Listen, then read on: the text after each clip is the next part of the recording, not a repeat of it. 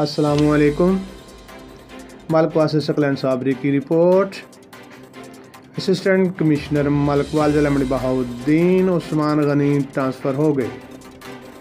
Chairman اتحاد تحصیل press club نفیس انجم چودھری، صدر press club Munir Ahmad Chaudhry اور غضنفر گجر مخاطب نیوز نے اسسٹنٹ کمشنر ملکوال ضلع منڈی بہاؤالدین عثمان غنی سے الوداعی ملاقات کی، ہار پہنائے اور یادگار ٹرافی پیش کی۔